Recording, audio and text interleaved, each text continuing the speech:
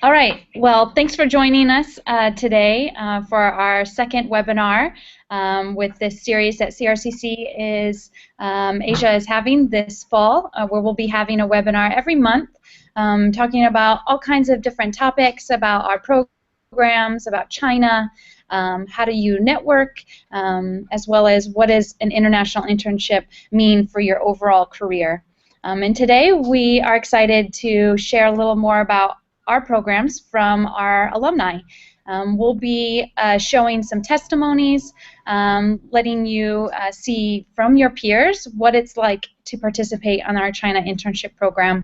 And then we'll also, you'll get to hear from one of our featured alumni who just returned from our program as well. So before we get started, just kind of an overview. Again, we're going to talk about the program. We'll hear from Lauren, our featured alumni. And at any point, if you have questions, just be sure to submit those, and we will get to those towards the middle and end of the presentation.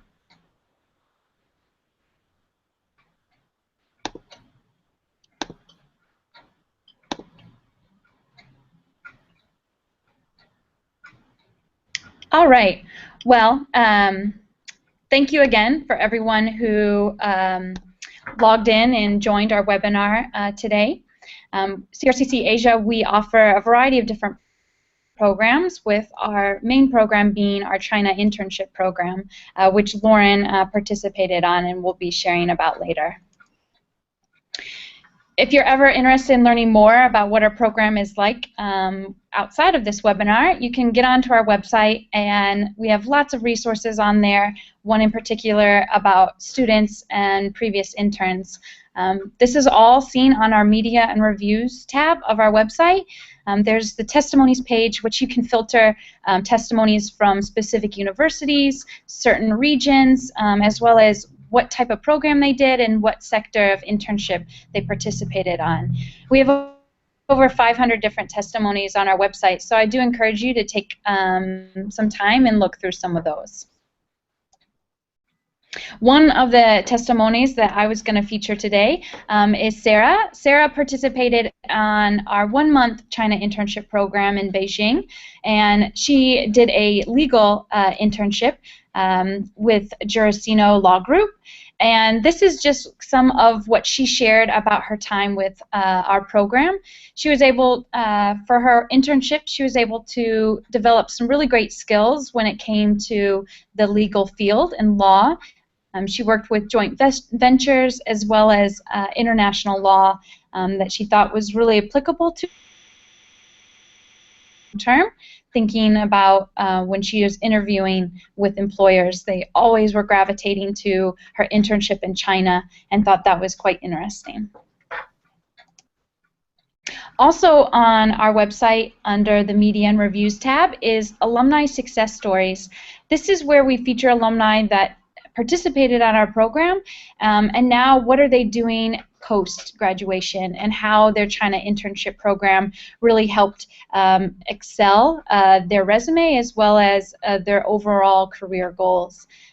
In fact, actually, next month's webinar, we're going to be talking about the advantages of an international internship on your resume, and we're actually going to be having a local tech consulting firm, VC firm, here in San Francisco participate in the webinar and share from an employer's perspective what they look for in interns and students, full-time hires, and how an international internship can really help them differentiate potential employees. These are two examples of some of our alumni success stories. These two gentlemen participated in our internship, and they talk about how their internship in China really helped, again, advance their career and help them land a position with their current employers, which are Google and Ernst & Young. So without further ado, I'd like to introduce you to our featured alumni, Lauren. Lauren is studying at Trinity University in Texas. She is currently studying business marketing and participated on our China Internship Program in Shanghai this summer, where she, again, was able to do a business marketing internship. And I'll let her share a little more about that. Through a variety of different questions.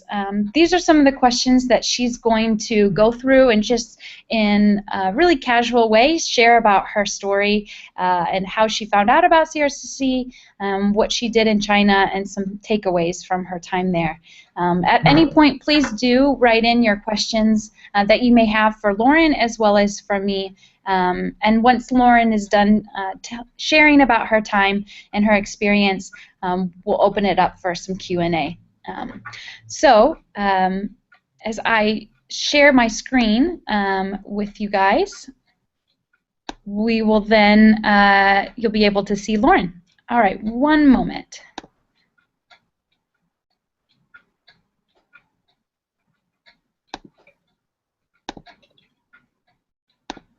All right, well, I'm just going to now turn it over to Lauren.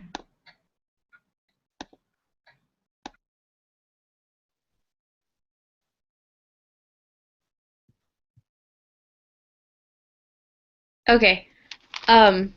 Well, okay. So in China, I didn't actually find out about CRCC until, my university got a group of us together and said, hey, we're going to China, but it's all thanks to this program called CRCC Asia. And they ended up, giving us packets of all the information, and it pretty much turned out that CRCC just had, our whole trip planned for us already, and we didn't even, we didn't know what we were getting ourselves into. I know when I first found out about going to China, I was super nervous. I was like, I'm going halfway across the world. What am I doing? Is this the right thing for me to do? And I was so nervous. I was so scared. The last 3 months of school, we had weekly meetings that prepared us for China, but I was really nervous up until the time that I left. Even getting to China was really scary for me. But once I was there, it was a whole new world. And I'm just going to start off by telling you a little bit about my internship. When I got to China, I was blown away at how different it was, but at the same time how similar it was from the United States. Yes, there were definitely things that were different. The people, the culture, how they do things there. But then you had those things, let's say like McDonald's, that kept you really kind of close to home. And going to little places, fast food restaurants like that, every once in a while was kind of like my getaway. If I was missing home, I'd be like, oh, well, I'm just going to go to McDonald's or walk across the street. And literally, the greatest thing about China is that there is a McDonald's on every corner of every single street. So that was really nice.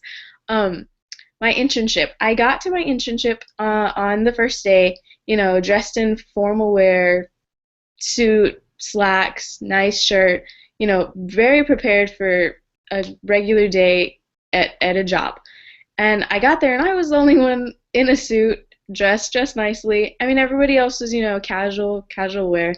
And they greeted me at the elevator. They were waiting for me as the elevator doors opened. And they were like, oh, you're Lauren, nice to meet you, blah, blah, blah. And I was so shocked that they were at the elevator waiting for me. And, they walked me into the office and they were just like, this is so-and-so, this is so-and-so. And, most of them didn't speak not a lick of English. And I know the manager, he was Chinese American. He lived in the States for a while, and he spoke English and Chinese. And the ladies in the office and the guys in the office, they spoke a little bit of English, probably as much Chinese as I know. Hi, bye, how are you doing? But they did everything for me as far as making me feel comfortable and making me feel at home.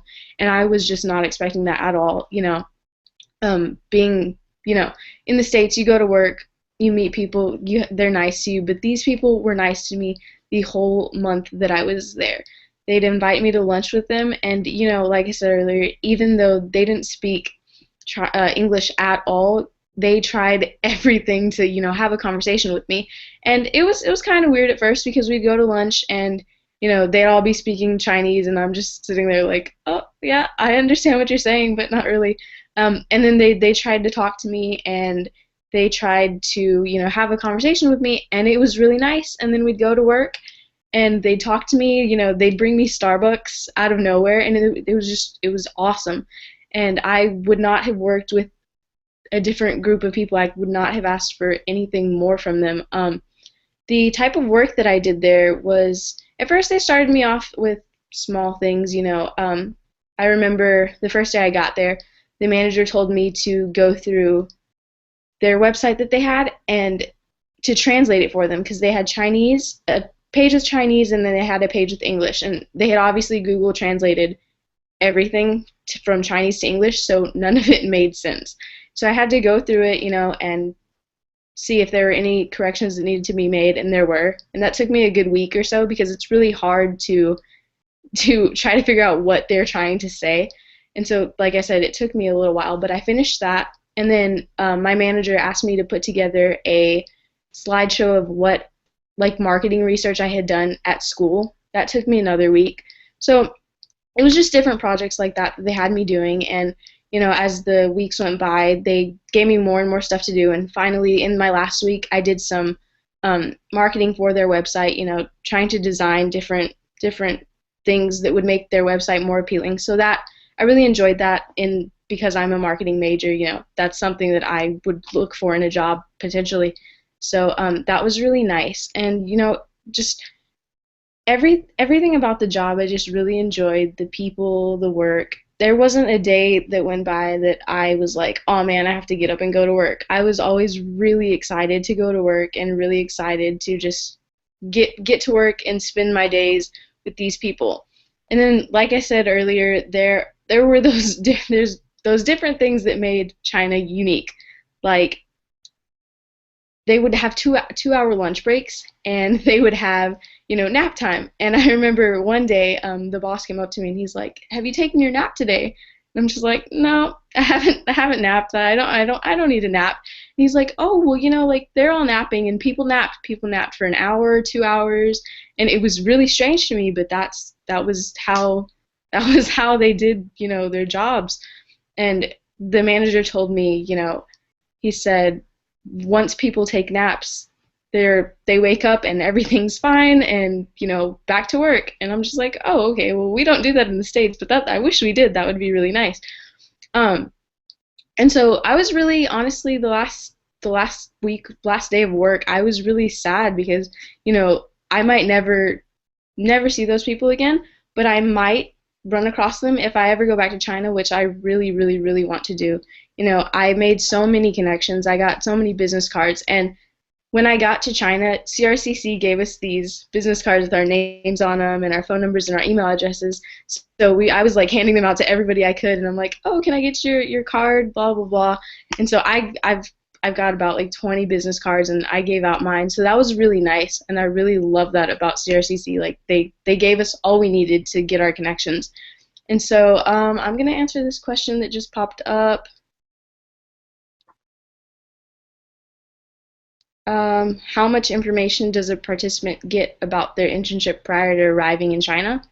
I'm going to leave that to Jenny when I flip back. So I'm going to talk about more about China, and being the adventure part, now that I've already talked about the working part.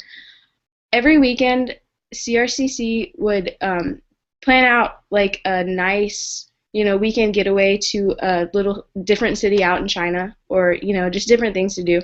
And some of us went, some of us didn't, but I was one of the fortunate people that actually had the chance to go. And we went one weekend, we went hiking. One weekend we went to I think it was Hangzhou, and it was beautiful, because it took you out of the westernized Shanghai environment, because Shanghai is more like, to me, it felt like I was in New York. Like, it's a big city, busy, the traffic was crazy, always take the subway. I just felt like I didn't leave the States. That's what it felt like in Shanghai. And when I went out to these cities, I was like, this is China. This is the China that I was expecting.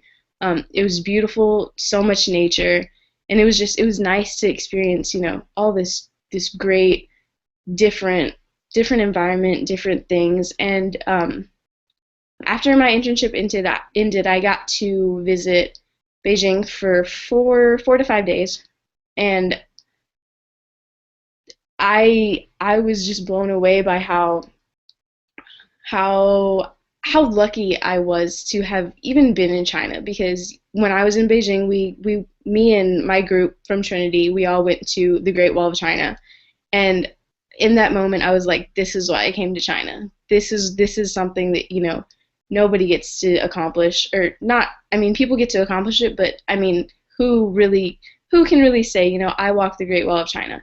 I know my family was telling me, I wish I could have done that, but now you're gonna do it, and you can do it through me, and all this stuff. And it's great being able to do stuff that a lot of people haven't had the opportunity to do, and you can say that, hey, I've done this.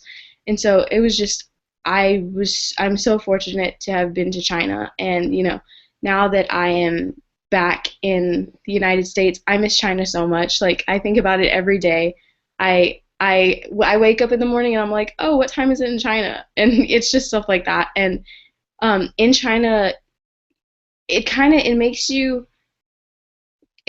you kind of live on your own, be the responsible adult that you're becoming.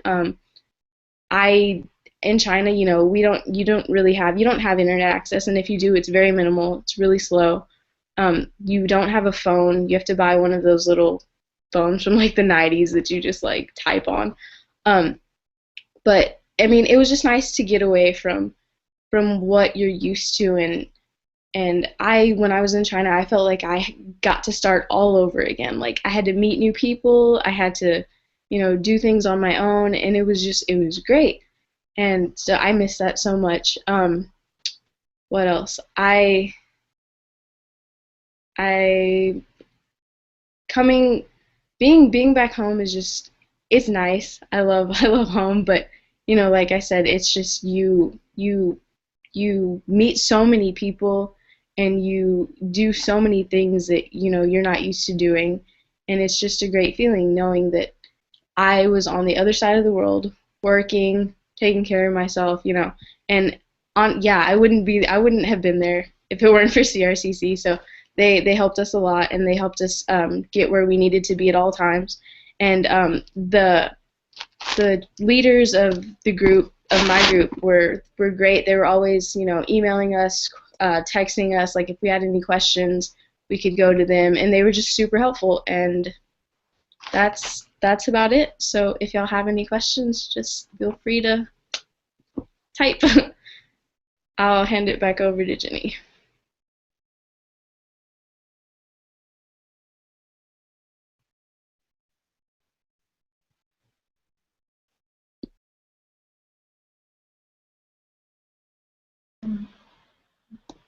There we go. Thanks so much, Lauren, for sharing about your time in Shanghai and the ways that you were able, the things you did in your internship. It sounds like your coworkers were incredibly hospitable and really welcoming, and it seemed like it's actually quite typical in China that your first week, just like any internship, that it's going to be kind of a test to see, what are your interests, what are you capable of, and kind of advance the projects as you go along. So it seems like you experienced that during your internship, as well as I'm glad that you were able to travel outside of Shanghai and see some parts of China. It's just like if someone comes to the United States and sees New York, that's just one part of the U.S., but you get to see a whole lot more. So it's really great that you were able to do that. So yeah, let's launch in with some of our questions. It looks like we have a running list, which is great. Please do continue to type in. I'll answer this first question from Samantha. It says, how much information does a participant get about their internship prior to arriving to China? It's a great question.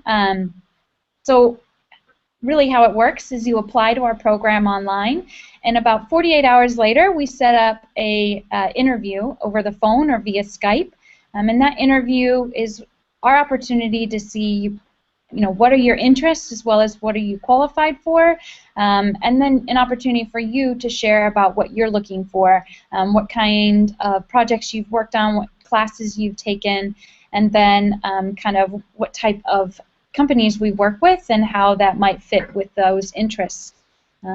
If accepted to our program at that point, that's when we start kind of the communication. We have a team here in San Francisco that is in constant communication with our potential participants as well as our future ones. And they're the ones that are communicating about your CV. They might give you advice. They are liaison with our China teams, and they're taking those interview notes as well as your resume and working with our China teams and the host companies to find you that placement. So we work with over 500 different companies in China, over 24 different sectors. As Lauren shared, she did a marketing-based internship.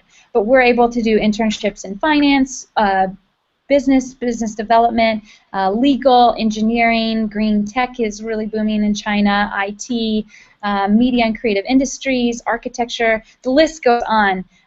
So we're able to share with the student kind of what are some potential internships that you might be able to participate on with our program. But again, it's based upon the qualifications and interests.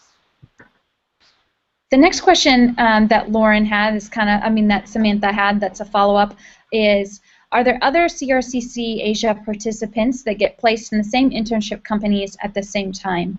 Generally, no. Generally, we typically just place one student there.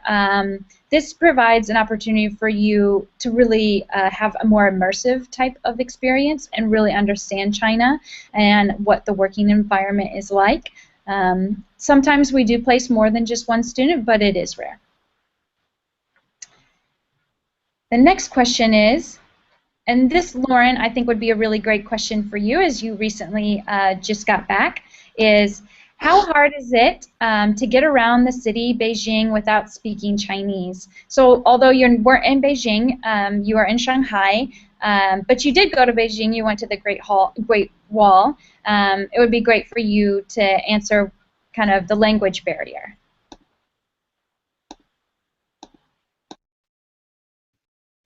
Okay, definitely when you first get to China, it's scary. You don't know, all you know is maybe ni hao, which is hi. But once you're there, you hear it all the time. So it's just like learning a new word, or a song. You hear the very common, like, hi, how are you doing? What would you like to eat? The simple things. And the first week we were there, I learned a lot. But luckily, when my group was in Shanghai, we got to take Chinese classes, and I don't know if that's offered for everybody. Okay, so it is. It is offered for everybody, and we took Chinese classes twice a week. So we'd go to work, have some time to get dinner, and then we'd go to Chinese class for about 2.5 hours. And the lady there spoke perfect English and perfect Chinese. And she was so incredibly nice to us, and it was so much fun. Like, at the end of the day, we were really tired, and we were like, no, we're not. We can't go to Chinese class. We're super tired. How are we going to do this? But once we got there, she got us involved in class. She got us, excited to be there. And I learned so much. I brought back so many notes from that class. I wrote down as much as I could. And out of that class, I found that I could actually type in Chinese. So now on my computer and on my cell phone, I have the Chinese keyboard, and you just, type out the words that you learn, and it makes the Chinese character. And so that's really cool to me now, because I can, I have friends that are still in China that I keep in touch with through WeChat, and, I can just be like, hi, how are you doing? How's your day? And it pops up in Chinese characters, and that is the coolest thing to me. And so, just coming out of that was really exciting, and, coming back home and, talking to people in Chinese, and they're just like, stop. Like, I don't understand what you're saying. And so it's really cool to just, be able to learn words like that. And when you go to restaurants, at first it's really scary because, you're like, I just want water, I just want, some kind of food. And you're going to do a lot of, pointing to the menu saying, I want this or I want this, because it's all in Chinese. Or, the scariest moment for me when I went to eat was the whole menu was in Chinese characters. And I'm just like, I don't know what any of this is. And so I could just, the lady would come to the table and I'd just be like, mi fan, which is rice. And I'd just be like, rice or chicken, If you just learn like the simple stuff, you can go into the restaurants and, tell them what you want. And so it's really not that bad after you get the hang of it. It starts getting not as scary as you're there longer. But at first it's pretty scary. I mean, most of the time you'll find menus and stuff like that with English on it. If not, the Chinese people are super nice and they'll try to help you, and like they'll point to it and they'll say, rice, or they know the minimal amount of English. And I mean, you will come across those places that don't speak any English, and you just have to try your best or just be adventurous and, point to something and eat it. But it's scary, but you'll get used to it, and it's really not that bad. And like I said, from the classes you'll learn so much, and you'll be able to go home and, type on your keyboard and get characters. So, yeah.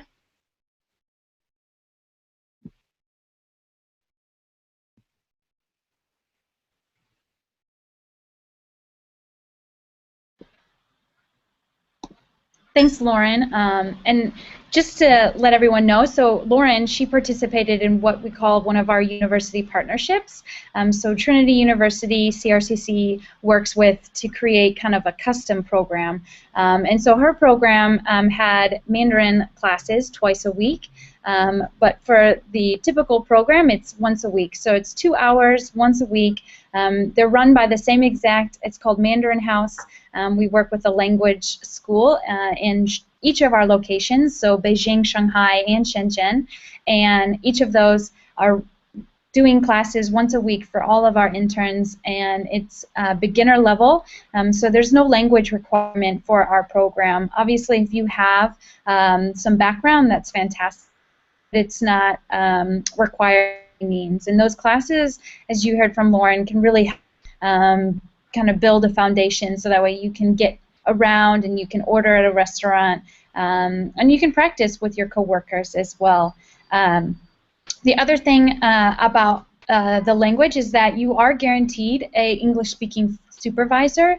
So your coworkers might not speak English or very minimal, but your supervisor will be able to speak English, and that way any type of projects or direct reporting is going to be in English. So that won't be a barrier when you're actually in the work. The next question, it looks like another from Irving, is, Lauren, did you mostly use cash, credit card, or what would you say is the best way to use money there?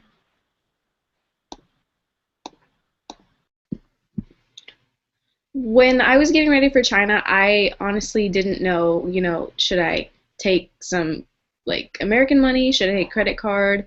Should I go to the bank and get currency? And what I did was I went to the bank, got about $200 worth of Chinese currency, and then that's what I took with me to China along with my debit card. And I just had money in my bank account, so if I needed it, I could go back to the bank in China and get currency there. But honestly, in my opinion, I think because when you go to the bank there in China and you try to take out money from your bank account, they charge you an arm and a leg. They charge you like $12 just to get money out of the bank. So what I would do is I would take all the money that you could possibly take with you and just have it exchange it in the U.S. for Chinese currency, take it all with you and just keep it in a safe place, so that you don't have to be getting charged constantly for the withdrawals in China.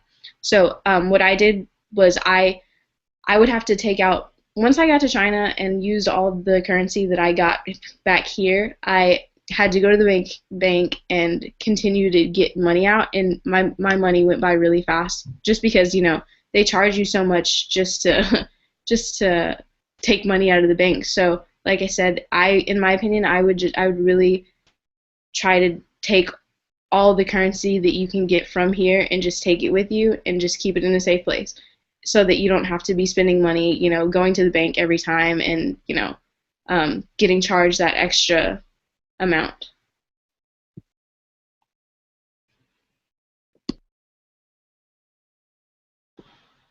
Cool.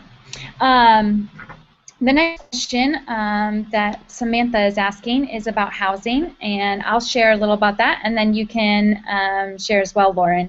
So housing is included in all of our programs. We set up students in hotel-style apartments where you have your own room, but you share with either one or two other interns of the same sex, where you're sharing the living, kitchen, and bath, but again, you have your own room. And they're all essentially located in the business district close to our offices in each of our locations, as well as the internship placements. So those accommodations have a variety of different services, to a front desk, to workout centers, or a pool. But again, all of our interns are housed in the same building, which is another great way for you to not just get to know people that you might already know on the program, but other participants. We recruit worldwide, so we have students from UK, from Spain, Italy, Australia, Brazil, and all over. And so you get to really learn more about other countries and what other students are doing and what kind of industry is booming in, say, Brazil. So now I'll let Lauren share about what she thought of the accommodations. Okay, the place that I stayed was huge. My room was really big.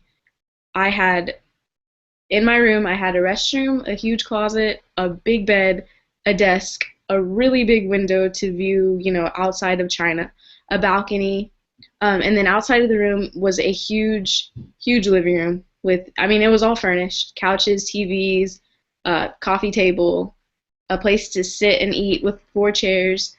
The kitchen was a perfect size. It wasn't too small. It wasn't too big. It had microwave, stove, refrigerator, cabinets, coffee pot. It had everything. Silverware. All we had to do was buy the groceries. And it was really nice because, the days that you didn't want to go out and eat and spend your money, you could cook something at home. And right across from where we were staying was a supermarket that had, food from everywhere, like United States food, like food that I was craving. So we would always walk across the street and get like a pizza or, something that you could just warm up. And so we would make that in the kitchen, or some nights we would just make pasta, something that wasn't Chinese food, so that we could, get away from it for a bit. So that was really nice. And then as you exited, there was my door, and then there was a little break, and then there was my roommate's door. And her room was just as big as mine, same setup. The only difference is that my part of the room had, the living room, the kitchen, and she just had to walk across. So we didn't have any conflicts. We had our own restrooms. It was great. I loved it. I felt like I was living the life because I had my own place for a month, and so it was awesome, and I loved it. So.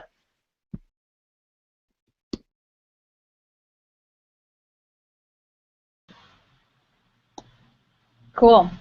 The next, there's a few more questions.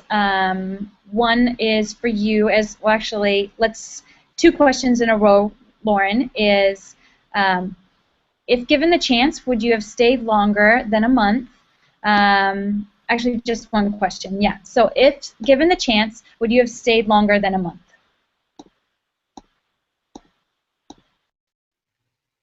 I would have definitely stayed longer than a month. Well, actually, we did stay longer than a month because my school got there 2 weeks prior to the internship starting. So we did get to stay there a little longer, and then after the internship, we went to Beijing for what was almost a week.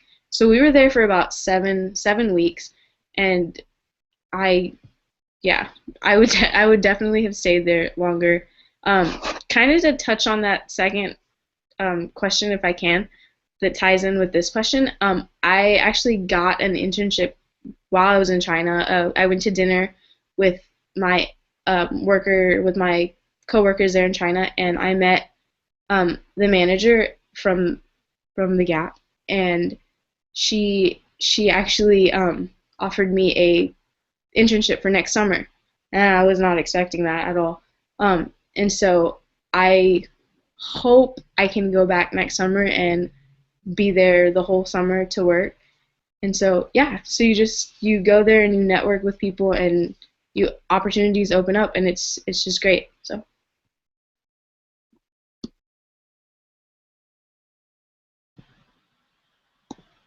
That's super cool.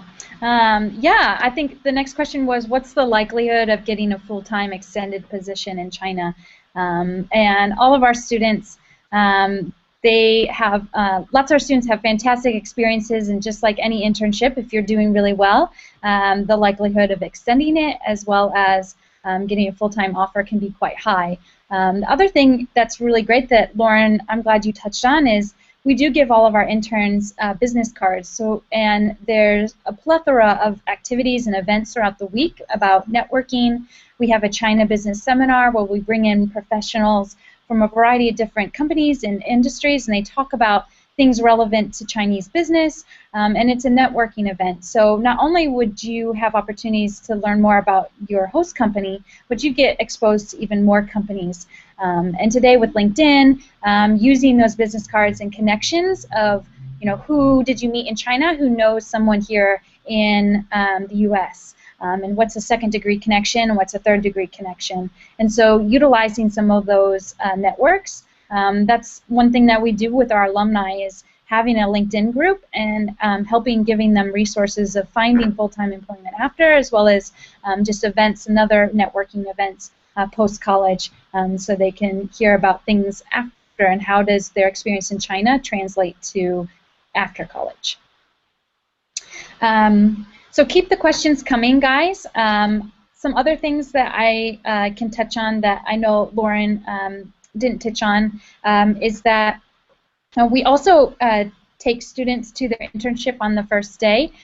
So the first day of the internship, we drive them and to their host company. We introduce them to their supervisor, make sure they get all situated.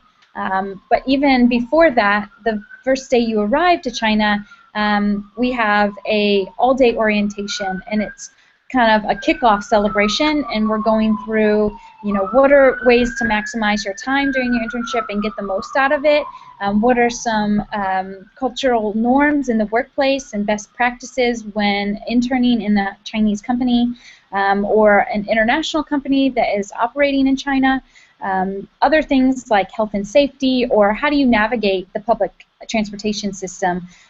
For those who don't live in an urban area or a city, that might seem very overwhelming. But so our staff are there 24/7. We have staff between 10 and 15 at each one of our locations that are working with our students at the events. They're only a phone call or the office away to chat about any kind of concerns that you may have or questions. But then that orientation is also an opportunity for you to meet other interns and develop some relationships with them and do some your own activities outside of the workplace or on the weekends for traveling or just exploring Beijing or Shanghai or Shenzhen, whatever city you decide to participate on. We'll give it a few more minutes if anyone else has some other questions. Other than that, Lauren, do you have any last-minute thoughts you want to leave with everyone?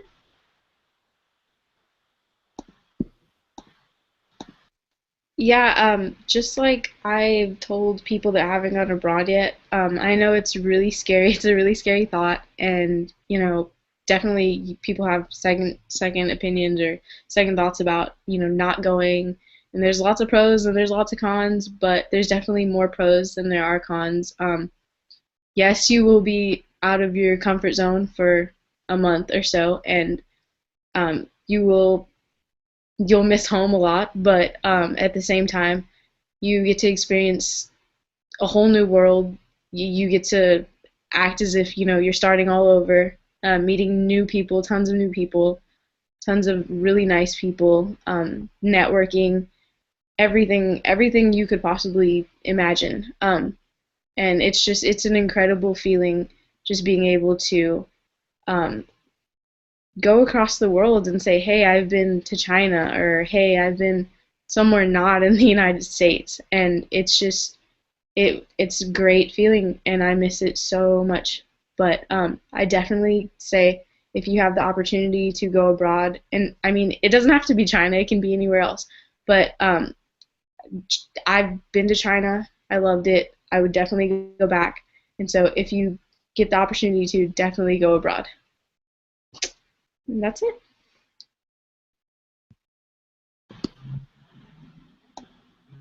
Well, Lauren, I just want to say thank you again for logging in and joining us for this webinar. Everyone, I just have a last-minute things. So if you do have some questions, please do submit those now. So to continue on with the webinar, let me just share my screen with everyone.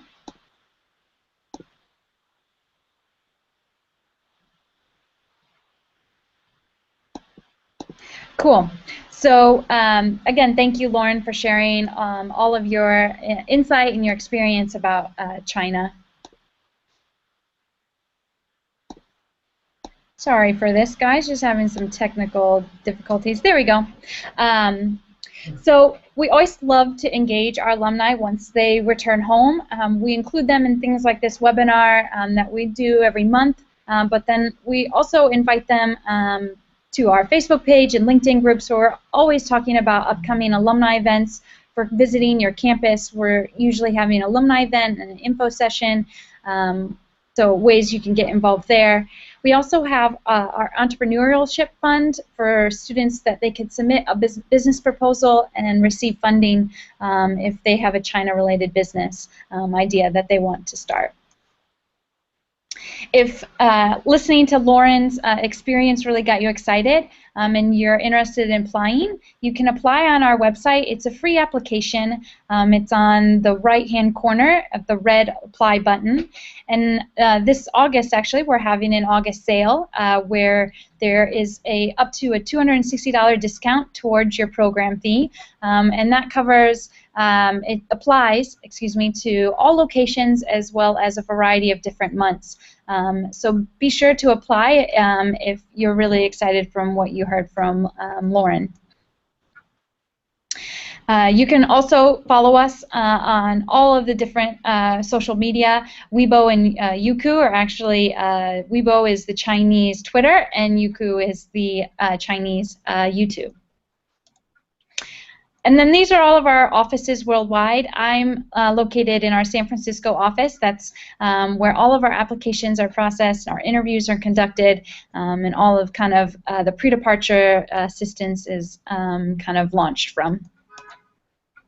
Be sure to join us next month, September 9th at 1 p.m. again, Pacific Standard Time, where we're going to talk about how an internship abroad can really help your career. Again, we're going to have a local tech consulting VC firm join us as an employer, telling about their perspective of what they look for in interns and full-time employees, and kind of how does an international internship really set you apart from other candidates.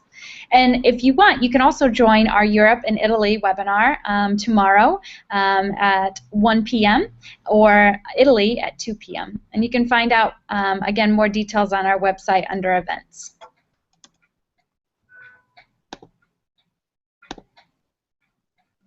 So everyone, thank you again. We have one more question. So let me just select it. Thank you again, Samantha. Your question is, having previous internship experience, would you say this is more of those who are just coming out of college, still enrolled, or is pretty open? Again, a great question. And what how CRCC Asia operates is we want to see students experience China and gain valuable work experience no matter what your background is. So that could be you have had no internship or previous work experience or very little, to someone who's had let's say 3 domestic internships, but they want to then take it internationally. So we're able to place students in a variety of different backgrounds and work experiences. We also accept students who are post-college. So let's say you graduate in May and you don't have a position and kind of confirmed yet, and you're thinking, I want to add one more internship to my resume that can really set me apart. And so we have a lot of students who do an internship the summer after graduation, or even 6 months after graduation. I was actually at Purdue University this past spring, and I had an alumni come to my info session, and he had shared he is a programmer, works for a company in Indianapolis, and he was talking about that's what he did.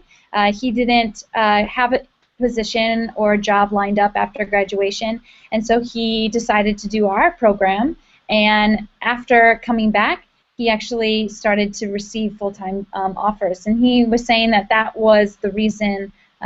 He truly believes that that's the reason he found a job, was because of having a China internship experience on his resume was something that most people will never have. And so, again, it really set him apart.